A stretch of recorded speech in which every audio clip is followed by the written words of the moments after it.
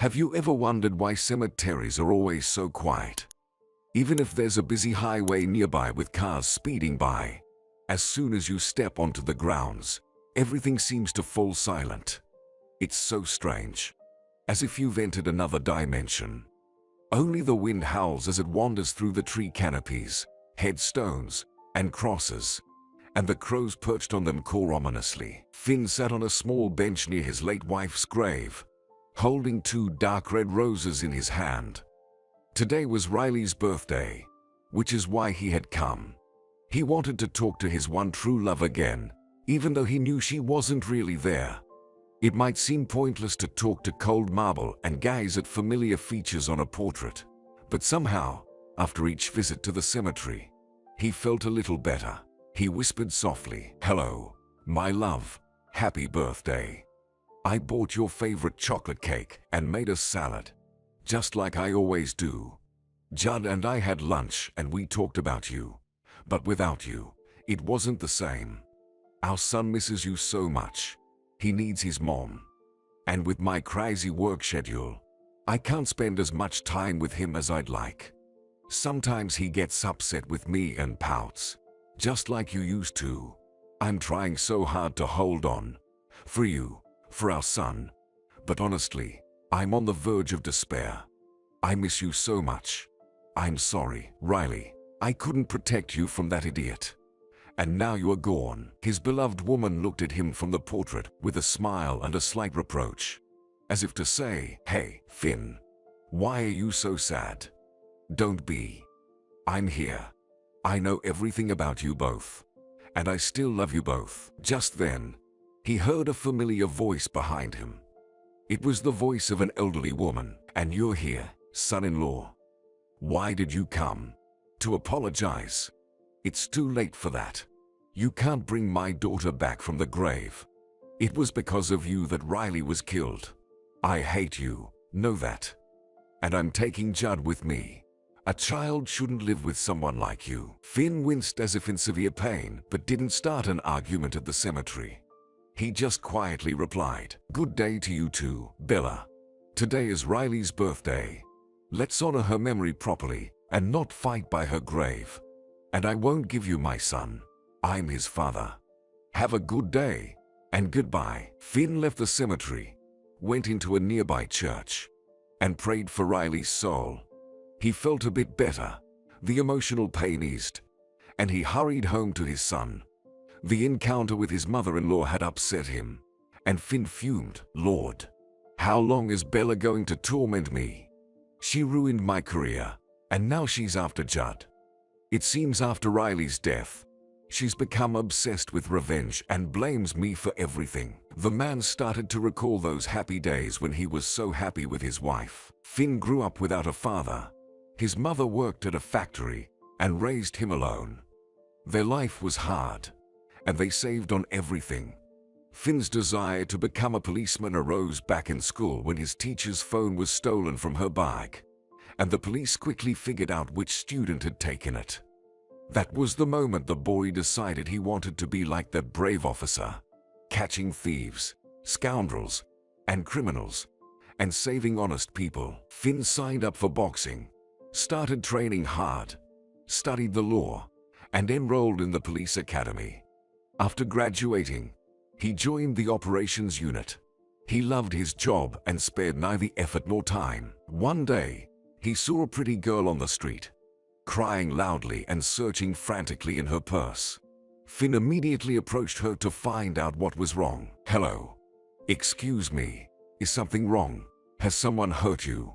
Can I help you?" The girl saw the police officer and quickly explained, "Hello. Yes, something happened. My wallet was stolen, probably in the store. It had all my money and my father's bank card. I didn't even notice when it happened. Is it even possible to find the thief now? My dad is going to be so mad. It's so frustrating, but it's my own fault. I should have been more careful." But Finn disagreed. "All right, you're going to come with me, file a theft report, and we need to block that card immediately. Then we'll sort everything out. I'll try to help you. A beautiful girl like you shouldn't be crying." By the way, my name is Finn, and I'm Riley. Thank you. Although I don't believe the thief will be found, you're right. We should at least try. Finn really liked this girl. Her delicate face. Good figure. His heart started to beat faster. He put in a lot of effort and managed to find the thieves by tracking the number of their car through cameras. And finding the owner's address was routine for him. Seeing the happy look in Riley's eyes when he returned her wallet, Finn realized it was all worth it. The girl immediately began to thank him joyfully. "Well, you're a real hero, Finn. Thank you so much.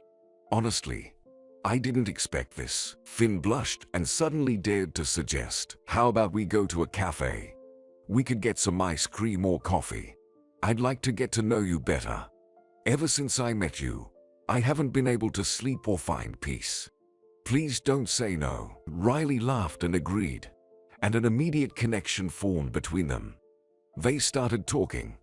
It turned out Riley had recently graduated from university and was working for her father's company as an economist. Her family was very wealthy. They owned a car dealership business. Finn felt a bit uneasy. He became sad, but decided to be honest about himself, thinking that if she truly liked him, it wouldn't be an obstacle. To his surprise, Riley didn't mind that he wasn't rich. In her eyes, Finn was a hero, and they quickly became friends, talked a lot, and eventually got married. However, Riley's parents didn't take a liking to her chosen one from the start. They wanted to see her with a businessman, someone from their own circle who could help grow the family business and increase their wealth. Instead, she married a policeman with an ungrateful job that wasn't well paid. Riley's father gave her an apartment in the city center as a wedding gift, and that's where they lived at first. A few years passed, and Finn still adored and loved Riley. They had a son named Judd, and Finn's career was also on the rise. He was promoted for his success in solving cases. Everything seemed perfect, but in reality, it wasn't. Riley grew tired of her husband's constant absences and his frequent emergency calls. He was called to work even on weekends, leaving no time for family. What woman would like that? Bella insisted that Finn change to a more stable job for the sake of his family. Her husband even found a position for Finn at a private security agency. It paid much more, but Finn wouldn't hear of it and refused to consider it. He and Riley began to argue frequently. He tried to make her understand. "How can you not understand? You're asking for the impossible. This isn't just a job. It's my calling. I can't live without the work I love. Why are you trying to change me?" Riley would cry and have fits. "Your beloved job. And where do Judd and I rank? Last. I can count on my fingers the days you've been home. I do everything myself, from grocery shopping to taking Judd to the clinic, and you are paid too little. If it weren't for my dad, I don't know how we would survive. Do you not love me at all? Just say it, and I'll understand." Finn was always the first to make peace, and after their arguments, they'd kiss passionately. The peace would last exactly a month, and then the cycle would repeat year after year. Despite Riley's emotional outbursts claiming she was fed up and would divorce him, Finn felt she still loved him deeply. He couldn't find a way out. Both his family and his job were equally important to him. He was torn between the two, knowing he was hurting Riley. That day, nothing seemed amiss. Judd was at kindergarten, and Finn and Riley decided to go to the mall to do some shopping. They were chatting as they walked out of their building when a black car suddenly stopped in front of them. A man in dark sunglasses and a cap leaned out of the window. Pulling out a gun, he hissed, "Die, cop. This is for Clemens." Finn was momentarily stunned, while Riley instinctively moved forward to shield her husband, not fully grasping what was happening. Shots rang out, followed by the screech of tires. Finn could only remember being forcibly pulled away from his wife's lifeless body, rocking her like a child, kissing her pale lips, and screaming hoarsely, "No, my love, wake up. You can't die. Please, open your eyes. Someone, help. Call an ambulance. It turned out that Riley's killer was a gangster known as Dumb. He was avenging his convicted brother, who had been involved in selling illegal substances and had been recently caught by Finn and his colleagues. However, Riley ended up being the one who suffered. It was an unfair and senseless death. The funeral was extremely difficult. It was painful to watch Finn as he stood over his wife's casket, asking for her forgiveness. Bella continuously cursed him, blaming him for their beloved daughter's death. Overwhelmed by grief, she screamed terrible things. "I'll sue you. I'll make your life miserable. You'll regret being alive. How could you let this happen? Why didn't you protect my girl? My grandson will stay with us. He doesn't need such a worthless father. Do you understand?" But the terrified boy clung to Finn, saying, "No, Grandma. I want to live with Dad. He's good. I love him. Don't shout. It scares me." And the child started crying again.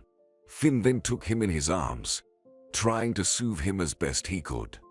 The man barely endured the end of the funeral and the wake. It was unbearable. So, Finn and Judd were left alone. Bella kept her word and made Finn's life miserable. She managed to get him demoted, and he became an ordinary police officer. Finn accepted this and continued to perform his duties diligently, responding promptly to citizens' calls. But this wasn't enough for Bella. She evicted her son-in-law from her daughter's apartment, not even sparing her grandson. She thought that if Finn was left without a home and had to move around rental apartments, it would be easier for her to win custody of her grandson. But the stubborn man didn't give up. His friends helped him, lending him money for a down payment, and Finn took out a mortgage on a small, cozy house on the outskirts of the city. Though it was far from work, he and Judd now had their own home. Bella was furious but continued to threaten Finn with vengeance. Finn endured it. Despite everything, he raised his son by himself. However, he still didn't have enough time. The boy missed his father terribly, waiting for him by the window and hugging him tightly when he came home. Finn's work partner's wife, who lived in the same neighborhood, agreed to look after Judd occasionally. Sometimes, Finn had to hire a nanny, even though it was quite expensive. This was how they lived. One day, a woman with a black eye rushed into Finn's office. She was screaming, "Help! My husband got drunk again, beat me out of jealousy, and locked himself on the balcony with our daughter, threatening to jump with her out of spite." Finn knew there was no time to waste. The child was in danger. He immediately rushed to help. It took 4 long hours to calm the drunk man and get him to open the door.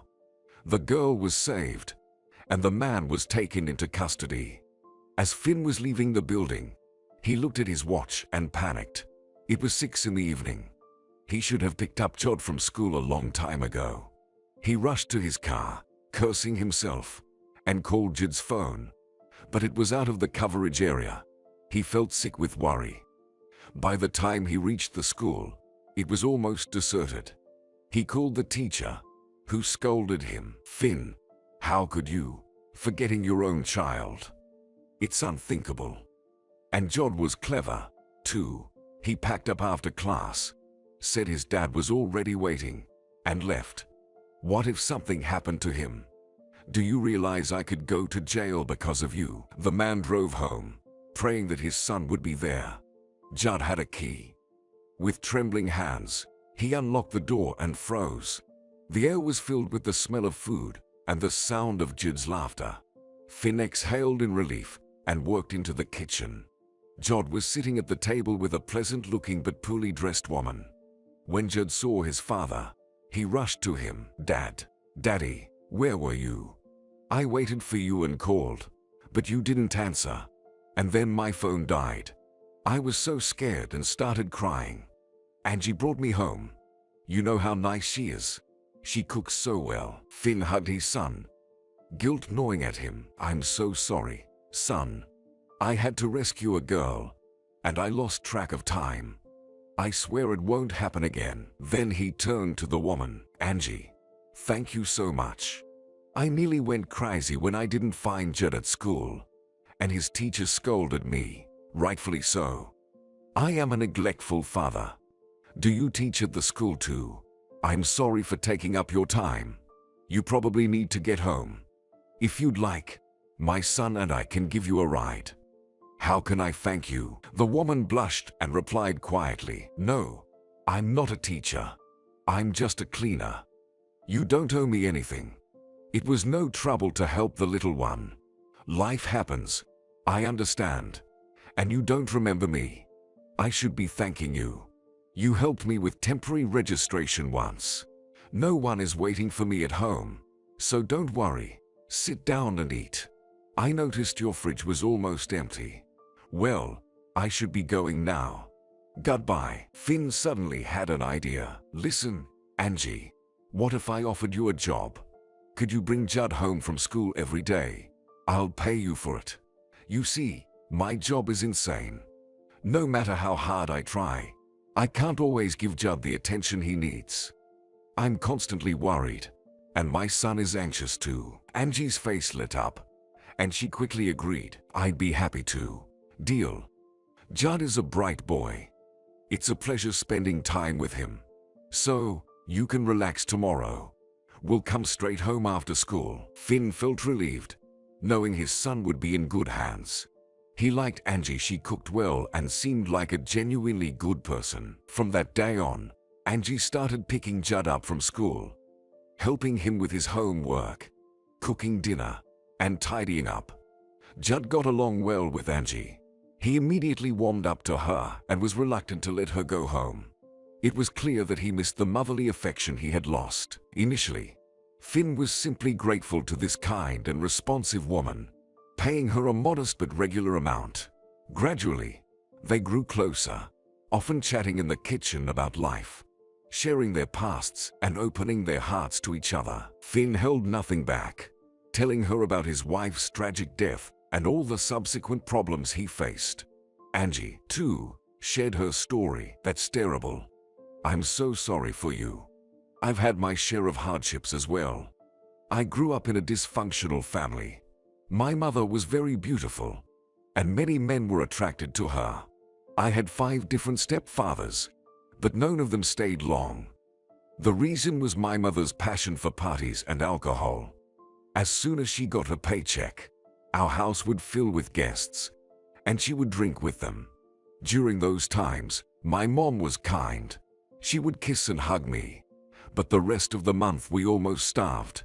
Then she would transform into a terribly angry woman. She would yell at me for no reason, sometimes even hit me. It was so hurtful. I couldn't understand her at all. The same happened to her men. Some would just leave, while others would hit my mother in return. The home environment was unbearable. That's why I started working early, while still in school. In a year, I saved up some money to rent an apartment, and as soon as I finished school, I moved out. I don't think my mother even noticed. Over the years, it seemed like she stopped noticing me altogether. We haven't seen each other for 5 years now. I live my own life, and she lives hers. Without an education and work experience, it was hard to find a job. So, I started working as a cleaner at a school and stayed there. The staff is great. I love the kids. The pay is low, but I manage. As Angie spoke, Finn felt a deepening respect and empathy for her. They were 2 souls, each carrying their own burdens, finding solace in each other's company. Finn was puzzled. Angie, you're such a lovely woman and a wonderful homemaker. Why are you alone? Angie sighed. It's hard for me to talk about it. A long time ago, in my youth, I used to hang out with a group of friends, both boys and girls. One day, we were celebrating my friend's birthday at her place.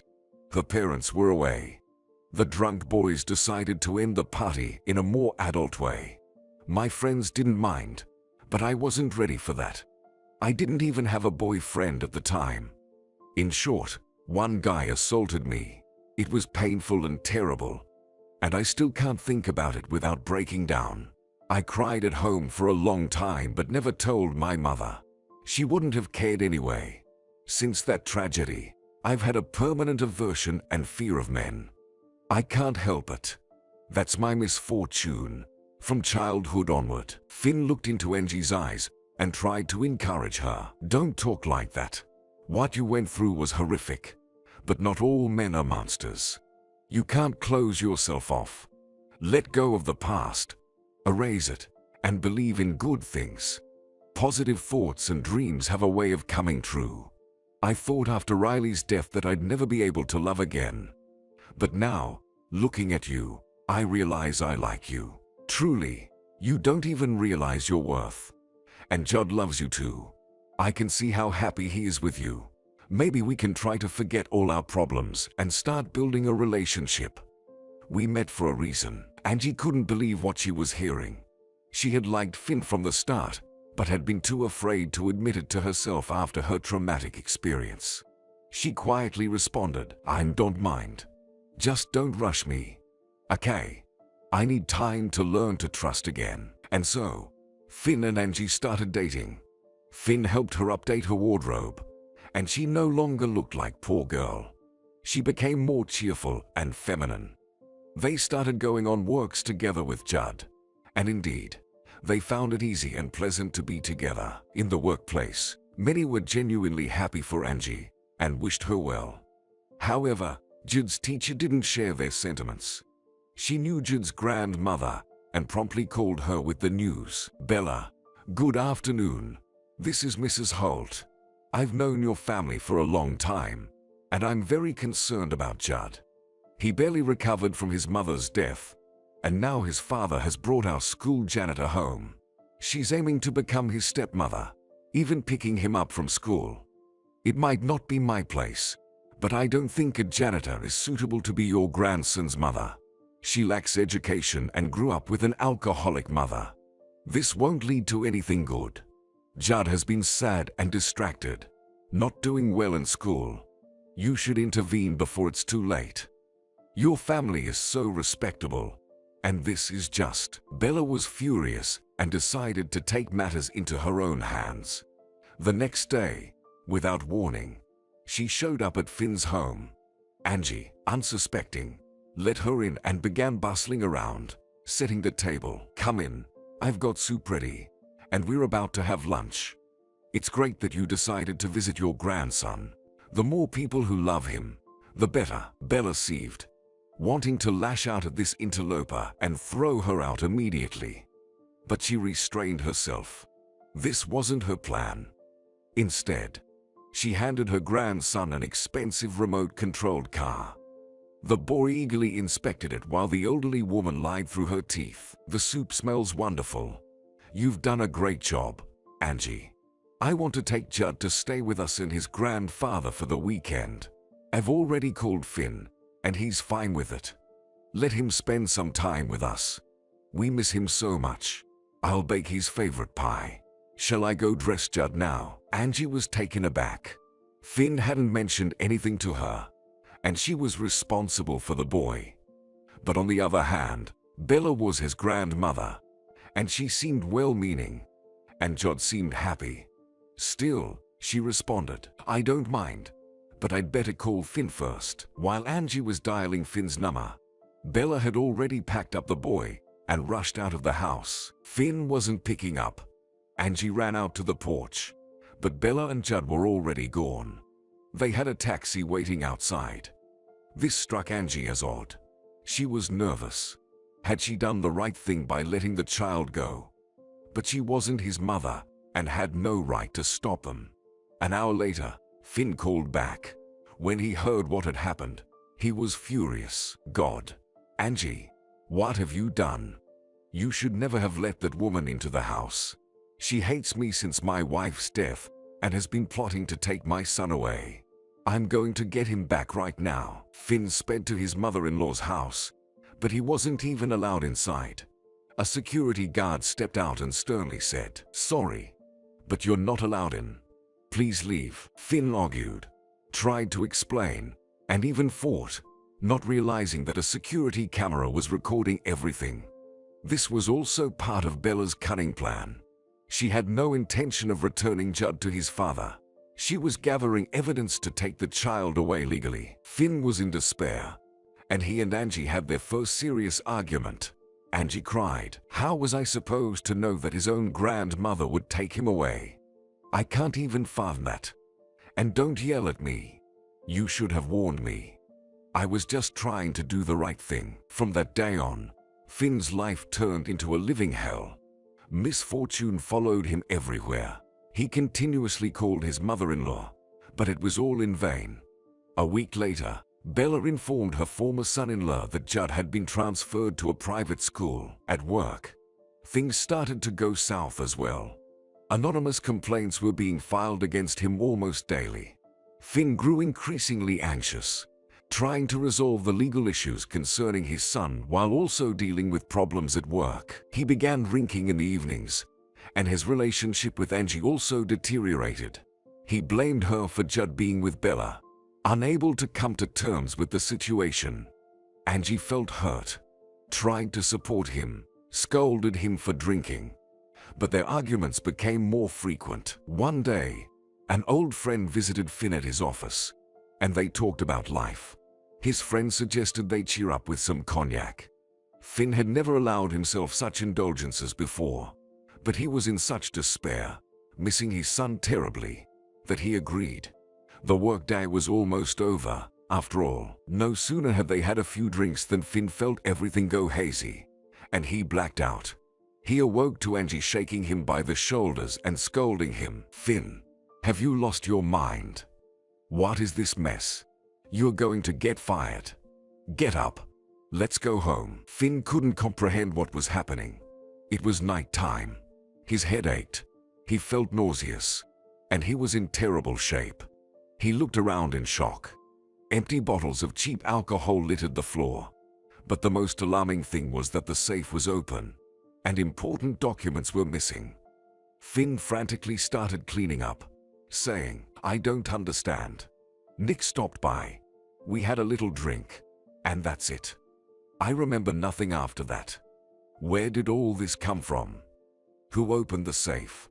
God, I've been set up. Could Bella have bribed even Nick to participate in this nightmare? God, what's going to happen now?" Angie was furious. "Finn, why did you agree to drink with him? You've set yourself up. Though there's no point in talking about it now. Let's go home. You'll figure it out in the morning." The next day, his boss called him in and fired him. The chief refused to listen to Finn's claims of being framed, yelling, "How could you, Finn? You disgrace our cause. Do you want me to lose my job because of you? No, that won't happen. You are done here. Hand in your badge and go to HR. You've lost your mind. I never expected this from you. Your mother-in-law was right to ask me to fire you." From that day, Finn was completely desperate. He had lost everything: his son, his job, and the respect of his colleagues. What was the point of living now? Thankfully, Angie was still by his side, enduring everything and not abandoning him. Meanwhile, Angie walked down the street with her head down. Dark thoughts overwhelmed her. In recent days, her relationship with Finn had become unbearable. She couldn't stand watching him destroy his own life. Tried to cheer him up, but nothing worked. Suddenly, a well-dressed man approached her, joyfully handing her a bouquet of flowers and attempting to kiss her. He shouted, "Margaret, we finally meet. My love, I've missed you so much." Angie was taken aback and started to struggle, shouting, "Sir, are you out of your mind? I'm not Margaret, and I don't know you. Get away from me and take your flowers." The man laughed, apologized, and walked away. The whole incident seemed very strange to Angie, and rightfully so. 3 days later, someone sent Finn a photo showing that same stranger giving Angie the bouquet and kissing her. Finn went berserk and kicked Angie out, feeling utterly betrayed. Angie cried and tried to explain, "Finn, it's not what you think. I've never cheated on you, and I don't know that man. Yes, he did approach me, but he mistook me for someone else. You understand?" But Finn wouldn't listen and shouted emotionally, "Oh, sure. When I had everything, you came to me. You needed me. But now that Finn is jobless, you've found a richer guy. Well, go to him then. I wish you both happiness and love." Angie couldn't take it anymore. She slapped him and left. It was unbearable to hear such ridiculous accusations. She thought, I was right to be wary of men. They're nothing but trouble. If he loved me, he would trust me. Let him live however he wants now. A few days passed, but no matter how hard Angie tried to forget Finn and stop thinking about him, she couldn't. She realized that the man hadn't mistaken her for someone else at all. Bella had likely sent him to destroy her relationship with Finn and break her ex-son-in-law's spirit entirely. Suddenly, her cell phone rang. At first, there was silence on the other end, and then she heard Judd's whisper, "Angie, it's me, Judd. Help me. Get me away from Grandma. I want to go to Dad, but they won't let me, and they say bad things about him. I can't reach Dad. He doesn't answer. Oh no. I think Grandma woke up." The call ended abruptly. Angie's heart pounded. She firmly decided to help Finn reunite with his son. If not for Finn, then for Judd. After all, Judd had called her, which meant he trusted her and was waiting for help. She couldn't let the boy down. Angie frantically thought about how she could help Finn. If he, a former police officer, couldn't stand up to Bella's connections, what could she, a mere cleaner, do? She flipped through her address book, where she kept important phone numbers and notes, just in case. There, she found a phone number of her old friend and classmate, Milo. In school, they had been best friends, and later she heard that Milo had become a promising lawyer. He was exactly the person she needed right now. Angie dialed Milo's number, holding her breath. What if Milo didn't remember her? After all, it had been many years. Or perhaps he wouldn't want to help her at all. Why would he? But to her surprise, Milo recognized her right away and was very pleased. "Angie, is it really you? Of course, I remember you. Good on you for calling. How are you? Is everything okay?" he exclaimed. Angie began to explain. "Hi, Milo. I'm in trouble, Milo. I really need your help, or at least some good advice. Maybe we could meet. I have no one else to turn to." Milo agreed, and they met in a quiet park. Angie was sincerely surprised because the spirited, fiery red-haired boy from her childhood was gone. Before her stood a respectable, well-dressed man in a sharp suit, holding a leather briefcase. Angie felt a bit awkward. She timidly smiled and greeted him, unsure where to begin. Milo hugged her tightly, just like in childhood, and said, "Well, hello, Angie. You haven't changed a bit. Still as shy and modest as ever. So, tell me, what's happened? I don't have much time, but I can spare half an hour. Whatever I can do to help, I will. I work at a law firm now, you know, lots of cases to handle, barely keeping up with everything." Angie started to tell her story about Finn and his unbearable mother-in-law, about little Judd, whom she had grown to love dearly, and who had asked her for help. Finally, she added, "I understand, Milo, you don't have to help me, and I don't have much money. I'm sure your services are expensive, but could you at least advise us on what to do? A man's life is at stake." Milo nodded, amazed. "You are something else, Angie. So you've taken all this on to save strangers' lives, and you're willing to give your last pennies? No, Angie, people like you are rare these days. I'm genuinely impressed. Every day, I deal with relatives suing and hating each other, but for someone to care so much about the fate of a stranger, that's extraordinary. You know what? I'll take on your case not for the money, but for the sake of public interest, for the experience. But first, your Finn needs to come see me tomorrow with the documents. First order of business. He needs to find a new job urgently. He must quit drinking. There's no discussion about that. Meanwhile, I'll try to gather evidence that it was indeed his mother-in-law who orchestrated all this. There must be some clues. Anyway, don't worry. We'll figure something out. Here's my business card. I'll be expecting your Finn in my office tomorrow." Angie warmly hugged her old friend and thanked him. "Milo, thank you so much. I owe you big time now. I'll go talk to Finn right away and convince him to come to you. He's really a good person, and he's solved many cases. Work is his calling, and he loves his son dearly. It's a shame if he breaks down morally. I love him very much, honestly, and I'm afraid to lose him." Feeling elated by her success, Angie rushed to Finn's house. She knocked on the window, but there was no answer. She tried the door, which was unlocked. Entering the house, she froze in shock. Finn was sleeping fully dressed, snoring loudly amidst a dreadful mess, with the stench of stale alcohol filling the air. Angie suddenly became very angry. She started waking him, splashing him with cold water, and as soon as he came to his senses, she hauled him to the bathroom, scolding him all the while. "Finn, aren't you ashamed of yourself? You've become a real drunkard. This is terrible." She forced him under the shower, turned on the cold water, and began soaping him while yelling, "Snap out of it right now. You can kick me out, yell at me, even kill me, but I'm not leaving, and I won't let you destroy yourself. Wake up. Judd called me yesterday, and he tried calling you too. You didn't even answer him, and you call yourself a father. He asked me to take him away from his grandmother. He misses you terribly and wants to come home. And here you are, drinking and doing nothing. You scoundrel." The icy water and Angie's tirade quickly sobered Finn.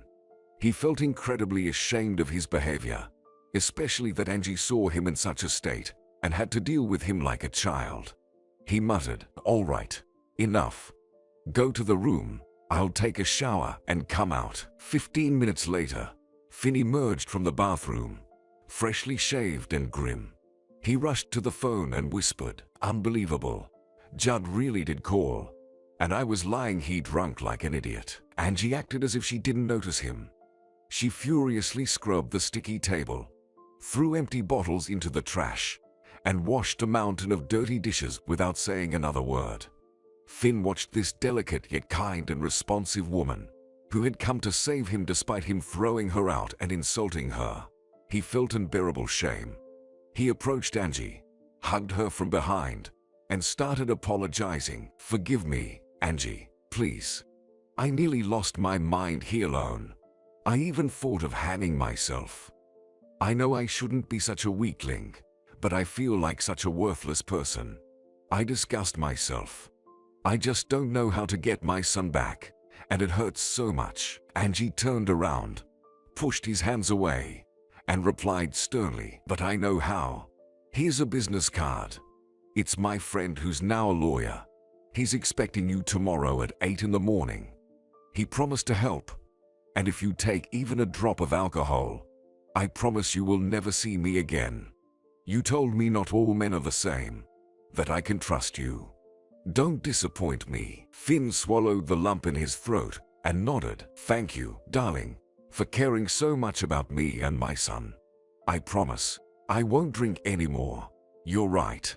I need to fight. I have to protect Judd, and I'll do everything I can. Please, stay. Don't leave. I need you right now." The couple reconciled, cleaned the house together, and talked for a long time. They decided that once this nightmare was over, they would move far away from this town and start a new life together. Finn met with the lawyer, told him everything, and Milo conducted his own investigation into Finn's work and accomplishments, fully siding with him. They got Nick to confess that Bella had indeed bribed him, that he had spiked Finn's cognac with a sedative, created the mess in the office, and even filmed it. Nick returned the documents he had stolen from the safe. The lawyer met with Finn's boss, showed him everything, convinced him to testify in court, and write a good character reference for Finn. Milo also helped Finn get a new job at a security agency. Now, they could tackle the main issue, getting Judd back to his father. Finn filed complaints with the prosecutor's office and child services, stating that his son had been illegally taken from his home and transferred to another school without his knowledge. The lawyer advised Finn to officially register his relationship with Angie, thus establishing a complete family and securing all his parental rights. On the day of the court hearing, Finn was extremely nervous. Bella glared at him with malice, while her husband held their young grandson's hand tightly. They were determined to win the case, but as soon as Judd saw Finn in the courtroom, he broke free, bit his grandfather's hand, and ran quickly to Finn. "Daddy, take me home. I don't want to stay with Grandma anymore. I only want to live with you. They told me you abandoned me, that you're bad, but I don't believe them. You're the best." Finn hugged his son, tears streaming down his face, holding Judd close and whispering, "I missed you so much, my boy. Don't cry, son. Everything will be all right now. I won't let anyone take you away from me." For the judge, this moment was decisive. He knew that adults could be bribed or persuaded to lie, but a child's emotions couldn't be faked. It was clear that the boy was suffering without his father, and that the accusations against Finn were unfounded. The court ruled in favor of the father. Milo, the lawyer, dismantled Bella's defense, and they won the case. Finn left the courthouse with Judd holding his hand, Angie by their side. They had succeeded. They were together now, a united family. Bella was furious, clenching her fists in rage. And even after losing in court, she didn't abandon her idea of taking her grandson away. It became an obsession for her. A few months passed. Everything was going well for Finn's family. Judd was gradually forgetting the past and was delighted that Angie was now living with them, becoming a mother figure to him. One day, the family decided to go on a real camping trip with an overnight stay in tents. Judd was overjoyed. He had long dreamed of such an adventure, with a campfire, a river, and his dad teaching him how to fish. They spent a long time packing and finally arrived at their destination, unpacking their belongings. The weather was beautiful. The sun was shining, birds were singing, and small fish were jumping out of the water. It was a picturesque scene. They all went for a swim. Judd played in the water with a ball, reluctantly coming out to warm up. Finn started the campfire while Angie prepared dinner. The men went fishing. Finn set up the gear, bought a small fishing rod for his son, baited it with a worm, and started teaching him how to fish. At first, Judd watched the bobber eagerly, waiting for a bite, but when there was no action, he quickly grew bored. Finn, on the other hand, was having good luck, soon catching a few fish that splashed in the bucket. Judd grew restless, especially since Finn told him to sit quietly to avoid scaring the fish. Judd asked for a drink. "Dad, can I go to the tent? I'll stay with Mom. I'd rather catch butterflies. I'm bored here." Just then, Finn's barber started moving, and he waved his hand distractedly. "Go ahead. Tell Mom to come for the fish in half an hour. We'll make soup." It took about 10 minutes to work to the tent, but Judd took the wrong path. He was distracted by everything around him, tried to catch a lizard, and ended up by the water. Suddenly, his foot slipped, and he fell into the water. Only his cap and a shoe were left behind. The swift current carried him away before he could even scream. As he was too scared and desperately trying to swim, Angie decided to check on the fishing progress and worked over to Finn. He was engrossed in watching the barber, as the fish were biting actively. Not seeing Judd, Angie asked, "Finn, where's Judd? Didn't he come with you?" Finn jumped up. "He went to you. He got bored with me. I thought he was with you." They started shouting, calling out for Judd, and running along the shore. "Judd, son, where are you?" Suddenly, they saw Judd's belongings on the shore, and a terrifying realization hit them. Angie, her hands trembling, cried out, "Finn, what have you done? Why did you let Judd go alone? He fell into the river. My God, what do we do now?" Finn immediately jumped into the water where they had found Judd's belongings. He dove repeatedly, trying desperately to find his son. But it was futile. Finn shouted, "Angie, this is all my fault. I'll never forgive myself. The current is strong here. It must have swept him downstream. God, how could this happen?" Angie suddenly had an idea. "We need to run downstream. Maybe Judd managed to grab onto something."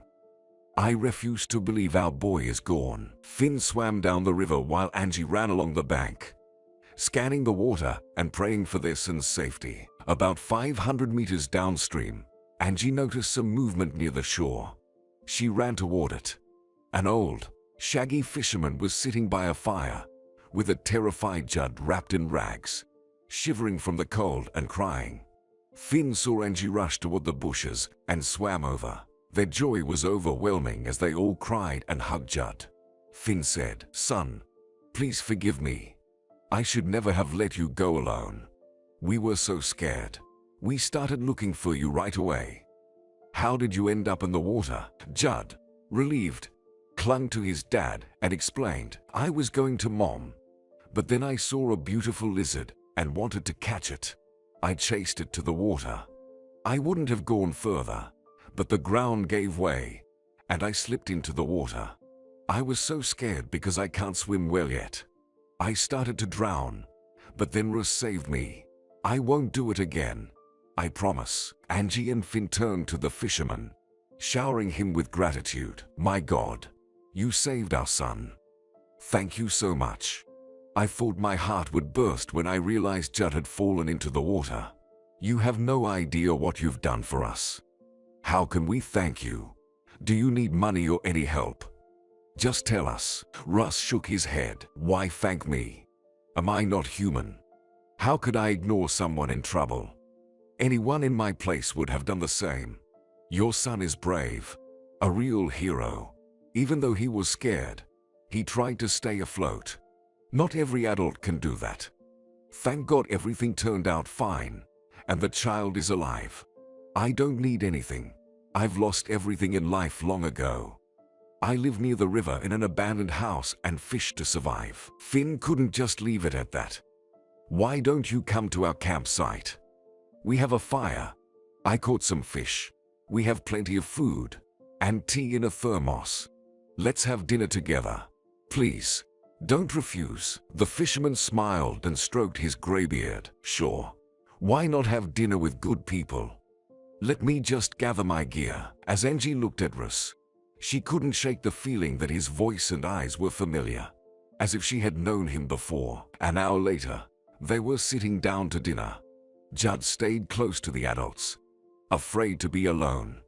He ate with gusto and warmed himself by the fire, clinging to Angie. She stroked his hair, grateful that everything had turned out well. Finn decided it was time to introduce his wife and son to Russ, and started asking the old man about his life. The old man sighed and replied, "Once, everything was fine. I worked at a factory and had my own apartment. Then I fell in love with a woman named Deborah. We started living together, and she had a little daughter, Angie. I grew to love her as my own daughter, but our happiness didn't last long. Deborah turned out to be unfaithful, and she loved to drink. For 3 years, I endured, tried to reason with her because I loved her deeply. But then she kicked me out, saying she found another man. From that moment, my life was ruined. I couldn't forget Deborah. I was hurt by her betrayal, and I felt sorry for her daughter. Is it normal for a woman to constantly change husbands? I started drinking heavily. I lost my job because of absenteeism, and I sold my apartment while drunk. I've been wandering ever since. I'm miserable and just waiting for death to end it all." Angie stared at the old man and suddenly shouted, "Russ, is that you? I thought your voice and eyes seemed familiar. I'm that little girl, Angie, and my mom is Deborah. Wow, what a coincidence. I remember you well. You used to teach me geography and show me everything on the globe so interestingly. You protected me from my drunken mother, too. How did it come to this, Russ? You saved our son, and it turns out we're not strangers at all. I don't want you wandering anymore. You deserve a decent life. Please, I beg you, stay with Finn and me. You won't be a burden." The old man was embarrassed, but agreed. "All right, I'll stay. You know, Angie, I'm so glad we met. It feels like I've found my family again. I'll stay with you for a while, and we'll see how it goes." Russ moved in with Finn and Angie. They took care of him, dressed him up, and treated him for illnesses he had acquired over the years on the streets. Within 6 months, the old man transformed. He seemed revitalized, always bustling around the house and lovingly watching over Judd, calling him his grandson. He set up a workshop in the shed and started making various wooden household items, cutting boards, trivets, and even a chair for Judd. When Angie and Finn shared pictures of his work at their jobs, Russ began getting regular customers. Russ was happy. He no longer lived off others, and he felt truly at home in this hospitable house. He felt like part of the family. They sought his advice and praised his achievements, which meant the world to him. Meanwhile, things were not going well in Bella's family. Her husband could no longer stand the constant arguments and often reproached her. "Bella, what are you trying to achieve? Why are you destroying everything in your path? Our daughter is gone. Accept it. And no matter what you say, Finn is not to blame. It was a tragic accident. He is a good man, very decent. We took Judd, and for what? Who is happier because of it? Now Judd is afraid of us, and we'll never see him again. Stop, Bella. I can't take it anymore. I'm exhausted. I want peace." But the woman didn't want to give up. She was afraid to admit to herself that this hatred gave her inner strength and prevented her from breaking down after her daughter's death. She constantly argued with her husband, driving him to nervous breakdowns, and came up with new crazy ideas for revenge. Then the unthinkable happened. Ian, her husband, couldn't take it anymore and died. His heart gave out. Bella didn't see this coming. She couldn't believe her husband was gone, even at the funeral. She had to sell the business because she couldn't manage it on her own. The house was empty, quiet, and dreary.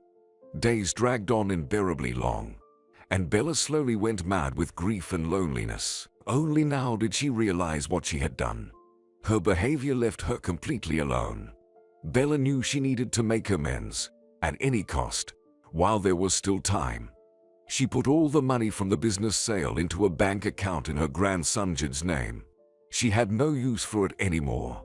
She understood she needed the courage to ask for forgiveness from her son-in-law and grandson, but she couldn't bring herself to do it. It turned out that hating and seeking revenge was much easier than admitting her mistakes and apologizing. In the evenings, the elderly woman would walk to Finn's house and watch as the lights came on. By the silhouettes, she tried to guess who was doing what. She sighed.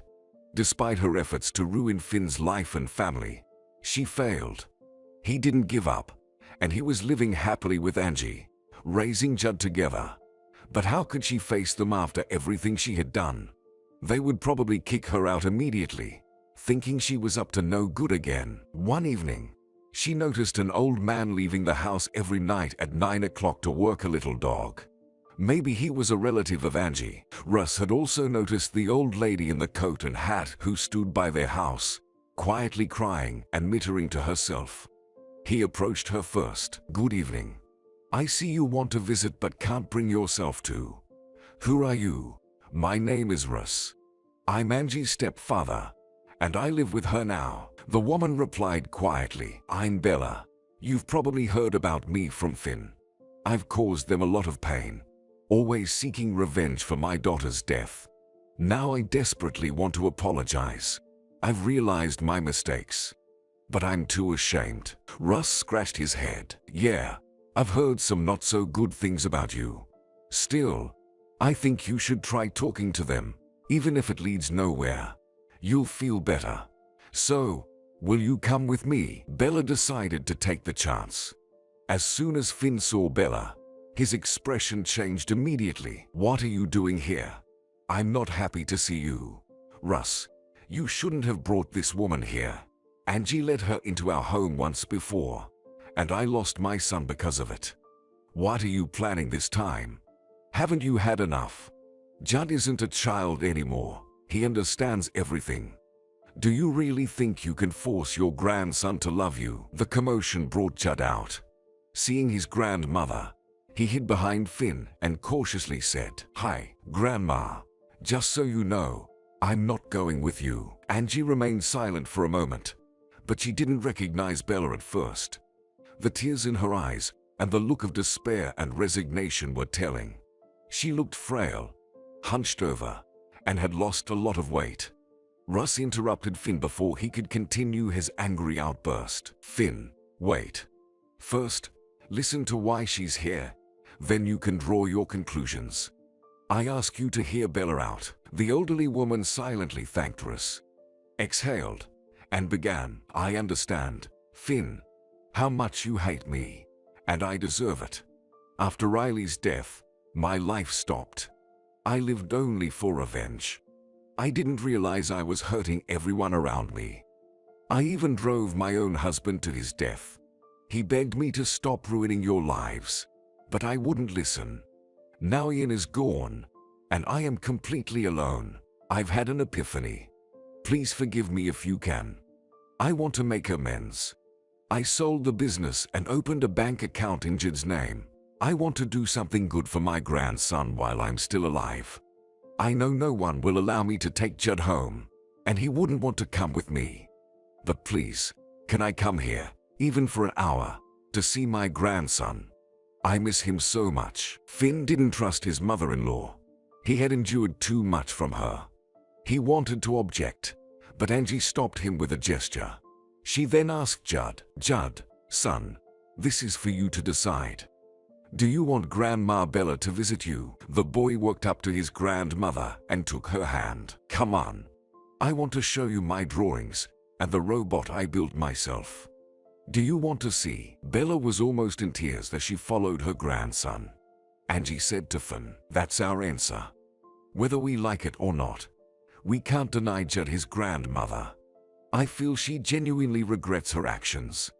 Let her visit him." Gradually, the relationship between Bella and her grandson improved, and even Finn managed to forgive her. It's so important for loved ones to find the strength to forgive and overcome difficult barriers for the happiness of the little ones they care about their son. Now everyone sat together around the kitchen table. Bella brought her signature pie with apricot jam. They had heartfelt conversations, free of hostility, genuinely connecting as close family should. This is how it should be in a true, loving family.